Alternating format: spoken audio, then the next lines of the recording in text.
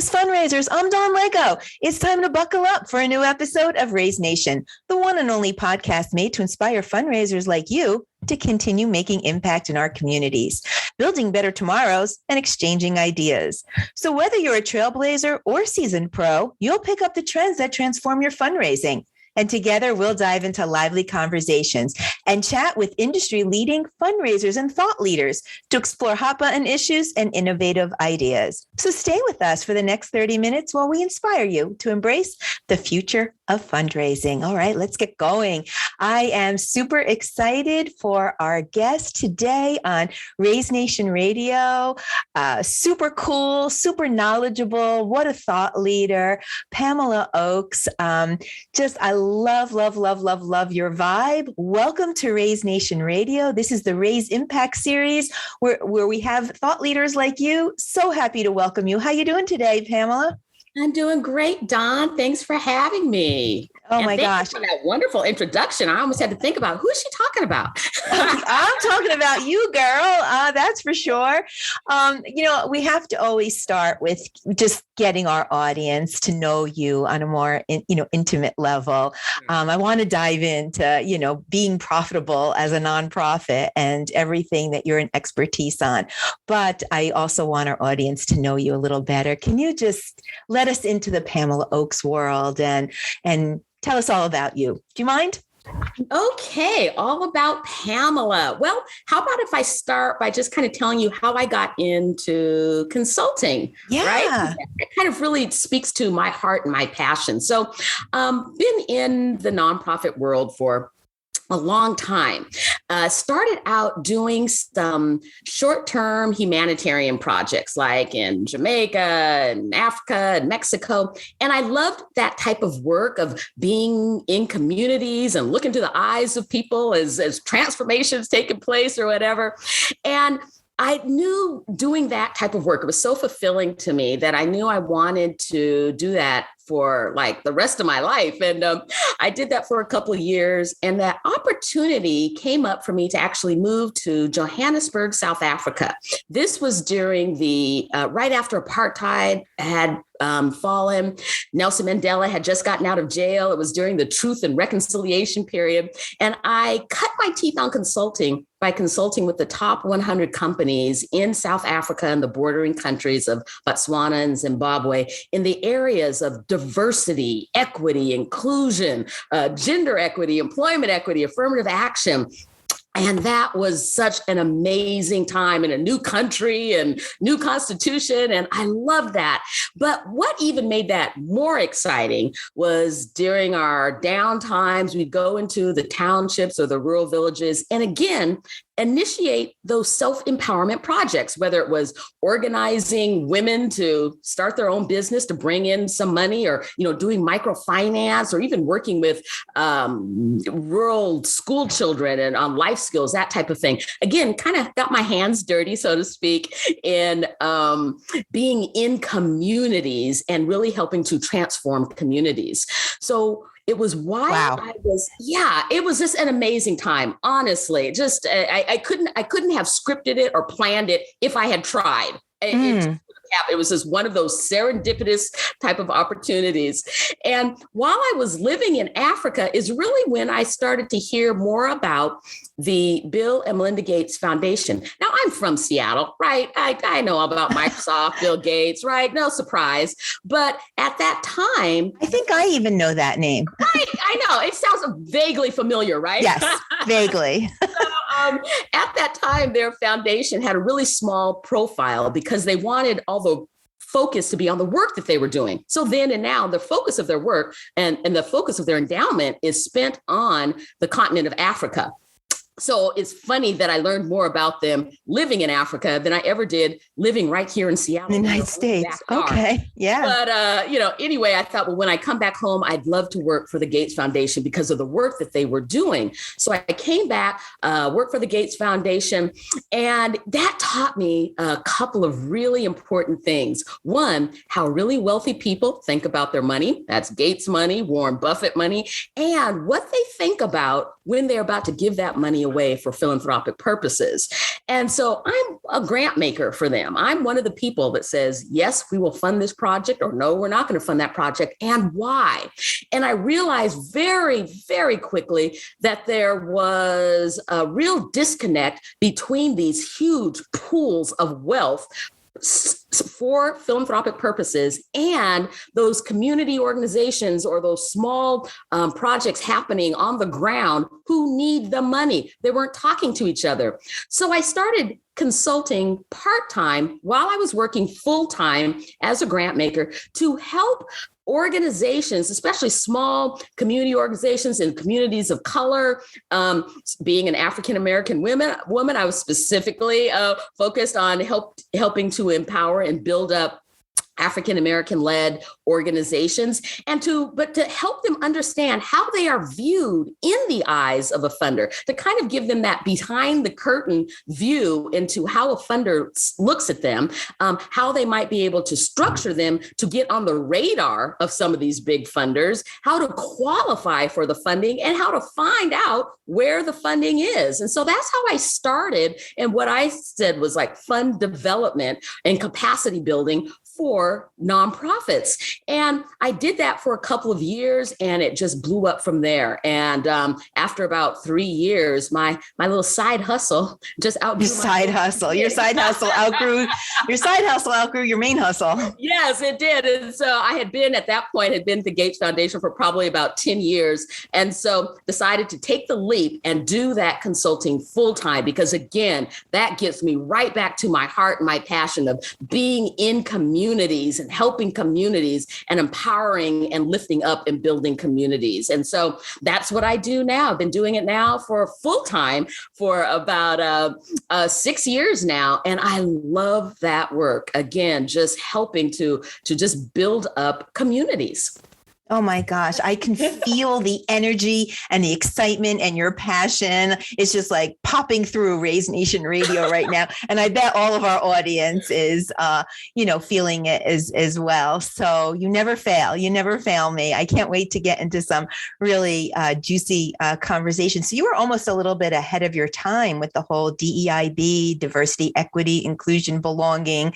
How do you feel about that now and where we are? There's still a lot of work to do, right? Like there's a lot of work to do, but have we made progress, Pamela? Do you feel? And I think what it is that progress really starts with awareness. And you're right. When I started, it wasn't called necessarily diversity, equity, inclusion. I'm working in South Africa. They were coming out of a segregated society. Oh. And their whole point was, okay, now that we're no longer segregated, how are we going to work together? Right. And that was the whole point. How do we work together? The whole truth and reconciliation was, how do we come together and work together and move forward as one?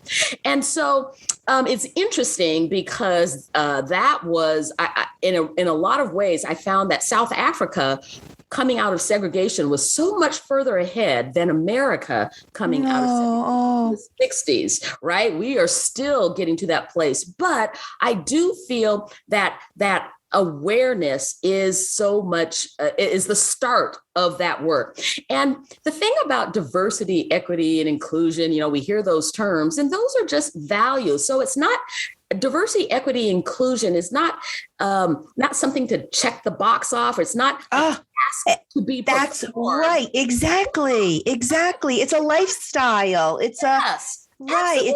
So when people are thinking, when are we going to get there? It's like, it's a journey. We will continually always be on that journey, because we are always, and should be as a society, on a journey to value other people, regardless of their race, ethnicity, religion, sexual preferences. That's what it's all about. It's about valuing, honoring other people. And that, so whether those terms sometimes we've used them and overused them and used and abused them, right? Yeah. Right. It's a lifestyle. It's a journey. It's a mindset shift. And let's throw abilities and disabilities into the race and color, religion, and all of that. Let's just value people. Period. Put a period on it. period. That's all it is about. And yes, that takes some time. And yes, we have to work towards that. But I find that sometimes people are a little bit intimidated to enter into those discussions because they're like, oh, well, I'm not going to be perfect at it. I don't know what to say. It's like, who's perfect? I'm sorry, not me. And not me. Yes, it's a work in progress. And as long as we are always moving forward to value other people and to build up other people, we are on the right path. It's when we block it or stop it or say it doesn't matter. Or want to just check it off on a box, right? Or off a box and like, oh yeah, went to the workshop, we did that. Read the book, did that. And I'm right, like, I passed. Yeah, I passed, and then that's it. Exactly. Yeah. It has to just become embedded just in the fabric of who we are as a society. Oh, wait, let's pause there. It has to be embedded into the fabric of who we are in society. I love that, Pamela. That's beautiful. And, I really think that your passion in so many areas makes you the thought leader that you are. I mean, I don't want to digress into DEIB because I want to get into fundraising because I know all of our audience wants to hear, about that. And I shouldn't have said digress, right? What I meant was that could be its own, podcast conversation. But I think that's what makes you a little bit extraordinary and that much more special because you have multiple passions that have collided together. And now you're helping the nonprofit. And I think that's what really comes through. So you want to jump into some fundraising talk with me? Oh, let's do it. Yeah, let's do this. All right. So we have lots of great missions out there, right? We have lots of great missions that are doing, great things. Yes. It takes lots of great money to do great things. So where do nonprofits get the money to do what they want to do? That is the number one question. Yes, let's go there. I went there, fundraisers. I went there. Yeah. Exactly. And this is one of those things, and it might seem a little counterintuitive, but it is so, so true. Number one, there's plenty of money out there. Whoa. You heard it. There's plenty of money out there. Tell us more. Right. Sometimes we approach it with that scarcity mindset and so then puts us in competition with everybody else for these limited resources. Understand there is plenty of money out there, but it starts with really what is that nonprofit story? What is your story? I know we hear those terms. Oh yeah, you have to have storytelling. Yeah, you have to have your case statement. But what does that all mean? And it really is why should somebody fund your organization? What makes you special, right? And again, I think so often nonprofits think of, well, here's all our facts and figures about what makes us special. And no, now you're just getting dry and boring. Really think of something exciting. I always think of like your case statement or your story. Another word is, I've used two terms. One is your hit song, right? Ooh, your hit song. Your hit song. And I always use that example of Beyonce. Years ago, she had this song, which I know everybody knows, called Single Ladies, right? I mean, you turn on the radio, you're hearing single ladies. All the single ladies, yeah. All the single ladies, put a ring on it. People knew that. It's even become part of our vernacular, put a ring on it. People might not even know where that comes from, but it comes from Beyonce. And, when she was in concert or on TV, I mean, Saturday Night Live was doing parodies of single ladies. And it became a hit song, not because you heard it once, not because you heard it twice, not because you heard it 10 times. It's because it was hearing overload. And over and over again, it became her hit song. That's what the nonprofit story needs to be. It needs to be your hit song. You, your board, your staff, your volunteers need to be singing that hit song everywhere you go, not just in the board meetings, but in your community, so that the people in your community, guess what? Know your hit song. They might not know all the lyrics of your hit song, but they should know the hook. Well, that's okay because I know all the single ladies and then I go blah, blah, blah, blah, blah, blah, blah, but I still know it. So that's what you're talking about. Put a ring on it. Right. Yeah, all the single ladies, right? I don't even know all the lyrics, but I know that part. And that's how your nonprofit gets momentum about what you are doing. You want people to say, oh yeah, I've heard some of that. Is that the nonprofit that does blah, blah, blah, blah, blah? that says, put a ring on it, whatever that hook is. And then they're like, yes, because it starts gaining momentum. And unfortunately, we don't think of our story in that way. We only think of telling the story when we're trying to get money. But then it's almost too late. You have to be singing that hit song everywhere you go, inside the board meetings, outside the board meetings, when you're networking, at your family picnic, at the nauseam, right? Until when you're tired of it, you're not tired of it. Everybody needs to be hanging that. You may be sick of that hit song, but I guarantee you there's people out there who have not heard your hit song. So you can have to continually keep it in rotation. And the reason is why? Because there may be a potential donor or supporter who has not yet heard your hit song. That next major donor, that next big corporate sponsor maybe just needs to hear your hit song. So that is one aspect of making sure that hit song, that case statement, that story stays in rotation. The other thing is, as you are crafting your story, make sure, I specifically use that word crafted, because you are not supposed to wing it. Right? Don't have the staff saying one thing, volunteers say another thing, and the board saying something else, right? It needs to be a crafted story so that everybody's singing the same song. Otherwise, the message gets muddled because, one area is hearing something else, one part of the community is hearing something else. You want to make sure there's consistency. And when you think of it, make sure that it's exciting and inspiring and motivating. It's not just facts and figures. Think of it as a pep talk. It's fourth quarter, 3rd and down. You're on the 1 yard line and you're 3 points behind. When you get in a huddle, what do you say to the team? Do you say, "Oh, well, statistically, you could, yeah." Here's our facts and figures from the season about how many times we've made a field goal. No, that's not going to work. Right. That's not going to work. And you don't get in that huddle and say, "Oh, well, even if we don't make this final point, we all had fun, didn't we? Let's be happy with that." No, you are in that huddle saying, "Come on, we can do this. Let's go." You're not talking about your past failures, how many times you missed the field goal, how many times you didn't make a touchdown. You are pumping people up to say, "We can do this. Let's go for this. We can do this. Nothing's going to hold us back. We are the champions. Watch out, world. Here we come," right? Touchdown. Yeah. That's what a pep talk is all about. And your story needs to be that pep talk. And so when you read it, when you think about your story, is it that pep talk, or is it just kind of dry and dull and boring because all you've listed is just some statistics about your organization, how many donors you have, and which is important. But we're not saying statistics are important. We're saying that the flavor and the excitement and the heart needs to be there too. The heart has to be there. We miss the heart and the passion behind why you are even involved in this cause. Like, if I don't know anything about your organization, I want to know, why should I give you my hard-earned money? You better give me a pep talk. Don't, because that's what's going to inspire me. Yeah, to open up my pocketbook. Okay, this is fascinating.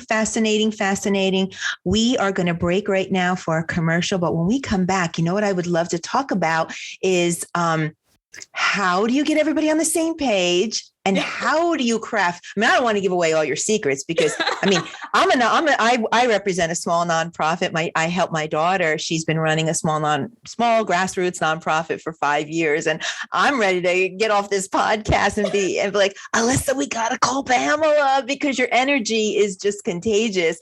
But I think without giving away all your secrets, we're going to talk about how we get everybody on that same page, right? And how do we infuse that energy? But we're going to be right back after this commercial break.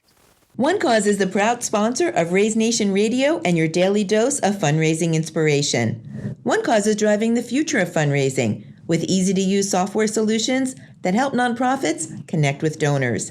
Day in and day out, One Cause puts your cause at the center of everything they do. Let One Cause power your fundraising. Welcome back to Raise Nation Radio. We are talking with the one and only Pamela Oakes. We're having such an energetic, inspiring conversation. I can't wait to jump right back into it. Pamela, if you would like to continue where we left off, we're talking about that storytelling, but not just the typical, we were founded in, 5 years ago and, 1 in 44 and, and our founders, suffered from and blah, blah, blah. That's a good story, right? It's a good story. It's an important story. Mm-hmm. How do we get to the exciting, heartfelt pep talk story that you were talking about? And then how do we make sure that everybody is on the same page? Volunteers, board members, donors, staff. How do we do that? Absolutely. I love that you said donors, because you're absolutely right. And part of that is ensuring that motivation and that momentum. You want your donors to be saying the exact same thing, right? Singing the same hit song. And part of that is, it kind of goes back to what I said, it has to be crafted. I mean, literally written down, crafted. And when that's written down, you make sure that your board knows it, that your staff, and when you get new staff, you train the new staff, you orient them, you onboard them to your story, you onboard board members and new board members, you onboard volunteers with that crafted written narrative. Do not wing it. That is the key. And then also I say, people, when I talk about this now, okay, if you didn't know quite yet, yes, I have a bit of an outgoing personality, and people. No, not you, Pamela. Not you. I know that comes as a shock, Dawn. It does. Really does. But yes, I need a moment.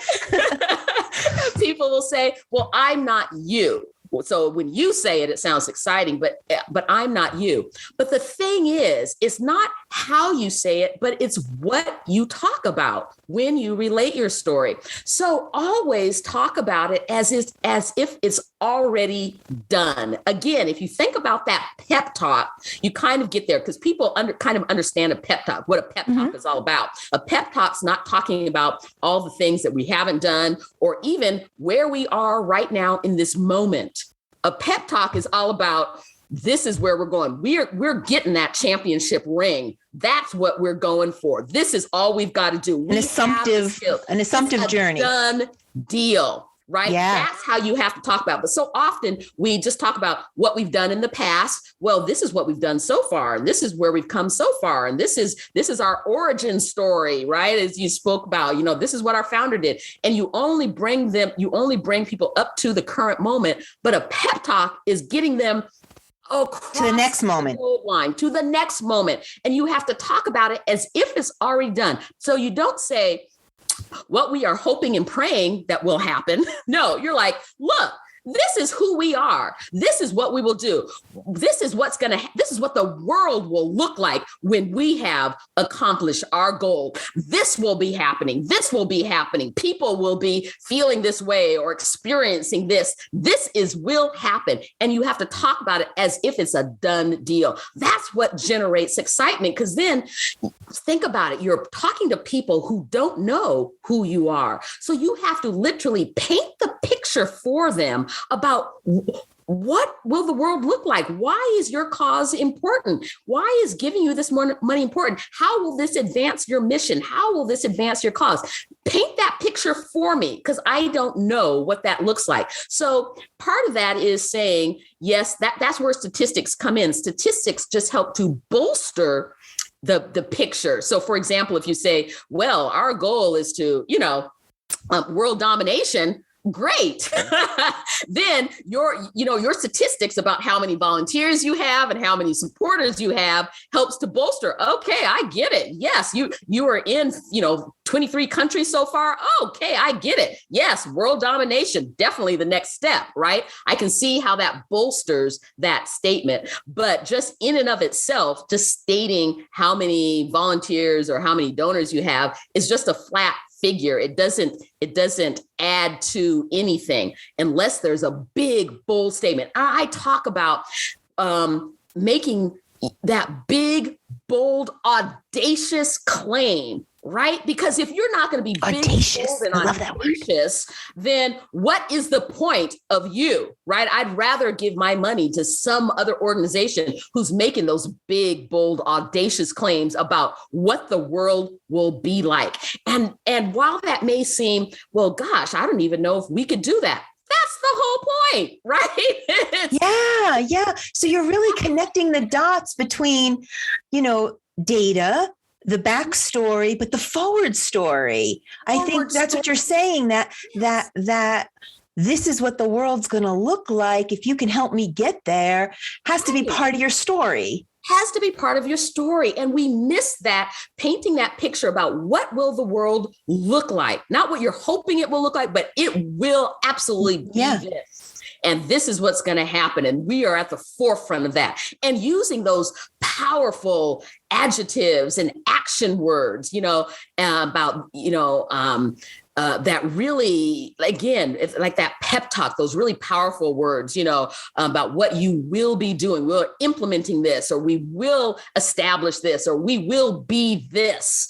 And get friendly with your thesaurus is what you're saying. You really do. Now, honestly, that's funny that you say that, but it is so true. Sometimes for when I'm working with clients, I literally print out some adjectives for them and like, what resonates with you? Because the words you're using are just not inspiring. Come on.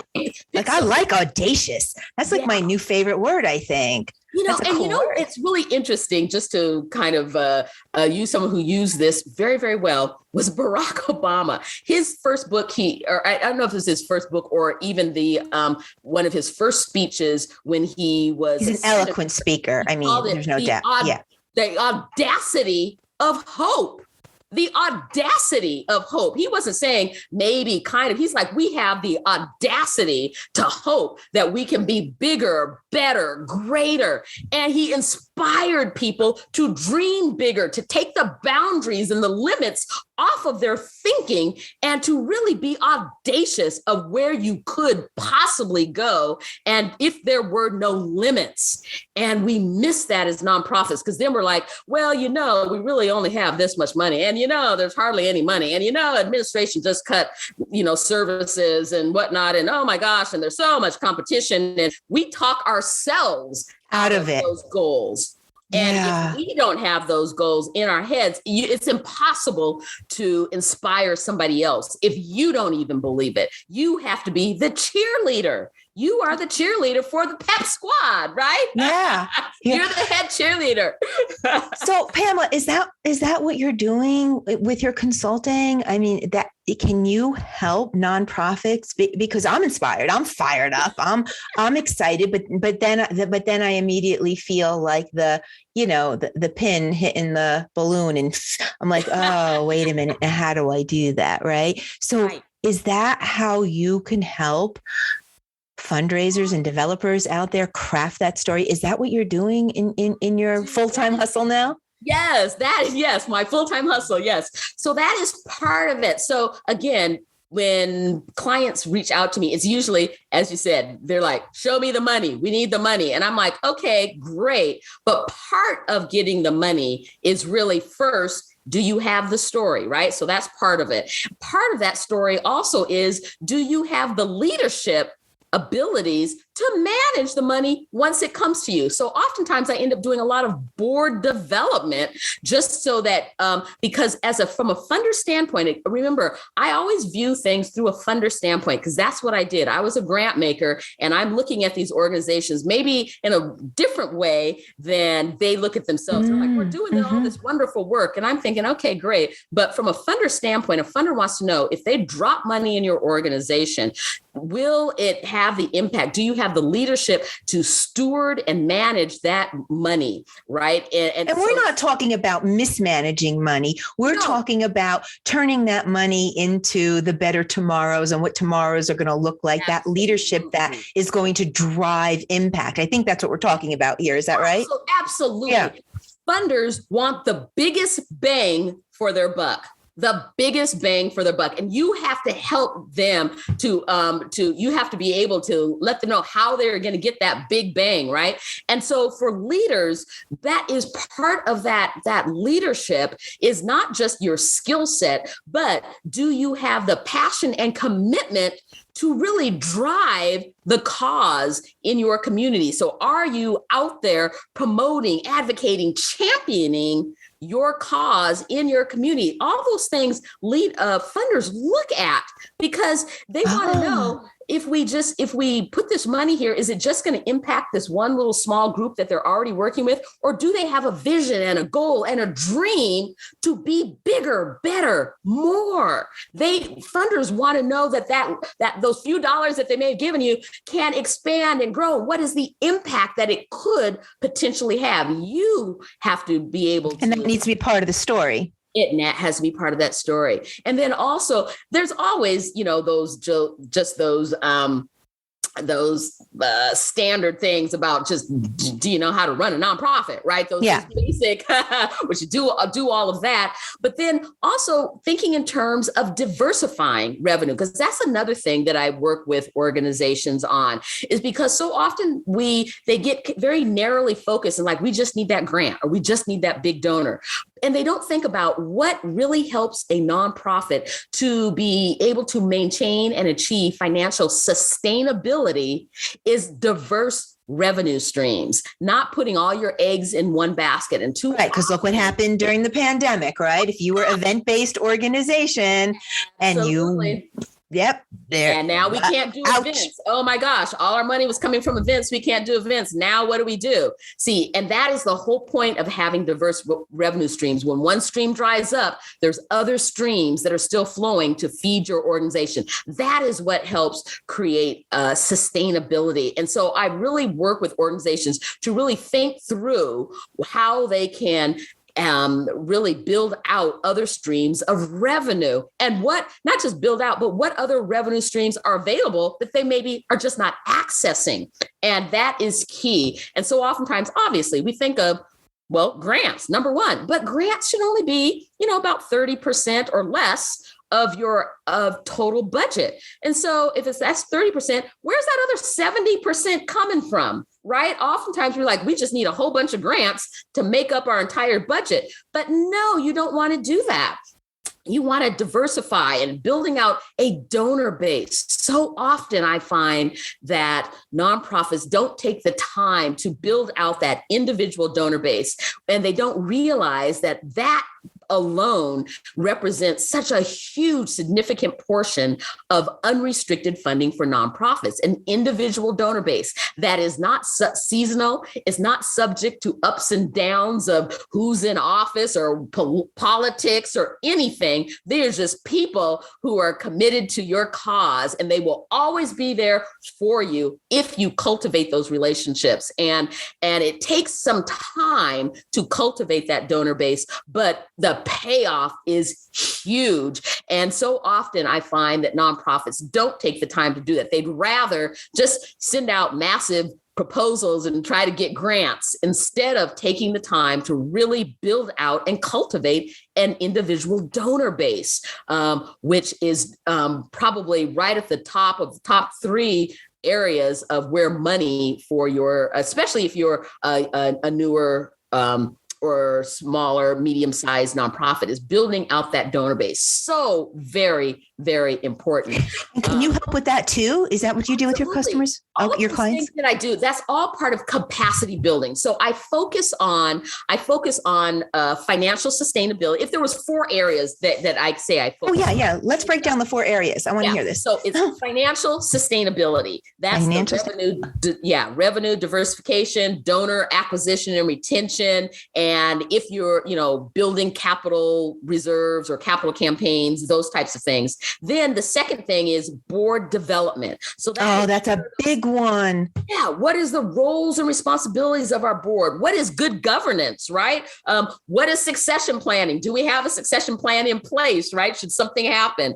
So that's 2. Because I think a lot of, nonprofits, especially when they're starting out, grassroots, it's like, oh, Uncle Sammy, you're a lawyer. Can you be on our board? And, Oh, wow, you just filled my, you just did a root canal for me. You're a dentist. Would you want to be on my board? Right. Like that's how some of these boards get developed, but you really need, it starts there really with board engagement. Yeah. Absolutely. And what I always tell people, especially as you just pointed out, Dawn, like if they're smaller grassroots and you're picking up everybody, Uncle Bob and Aunt Sue to be on the board, and that's okay to start with, but always recognize that the board you start with might not be the board you end with. So that's okay. I get it. You're trying to get up and running, but always think about that. The board you start with might not be the board you end with. And always remember that I say, choose board members who are passionate about your cause, who are going to be those champions and advocates. Why?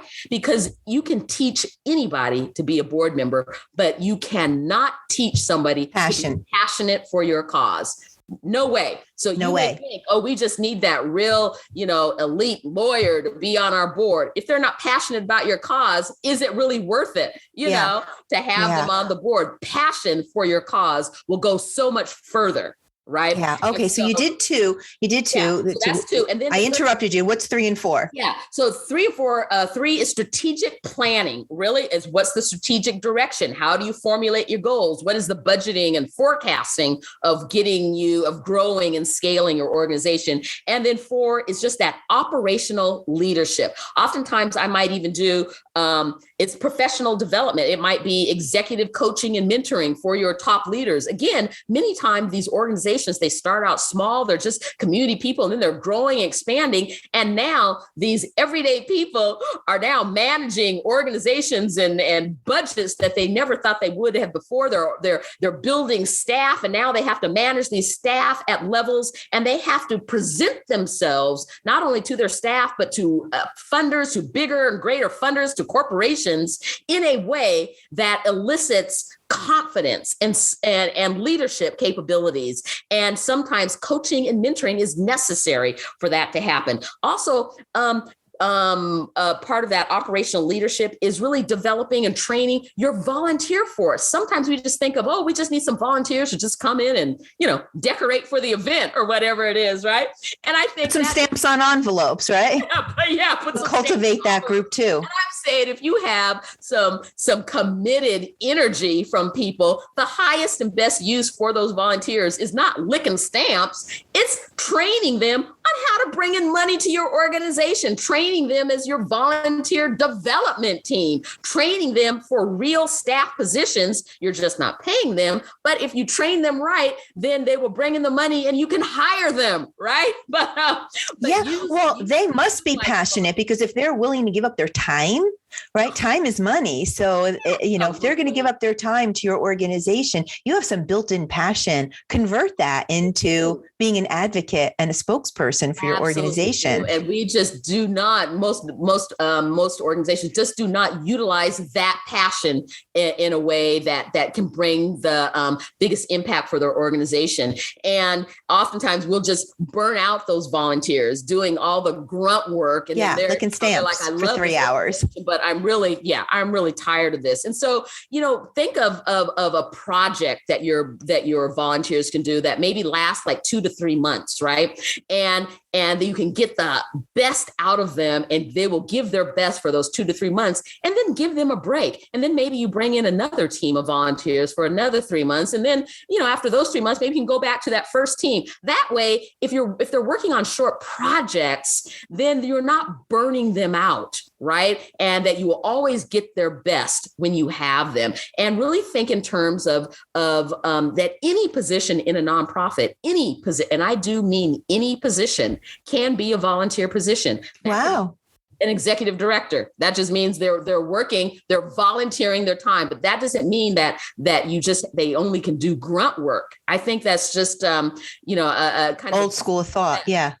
of how you use volunteers, right? So those are the three things, financial sustainability, board development, strategic planning, and operational leadership. Those are the 4 areas of capacity building to just build up that organization, stabilize it, and help it to grow and scale so that it can achieve just world domination.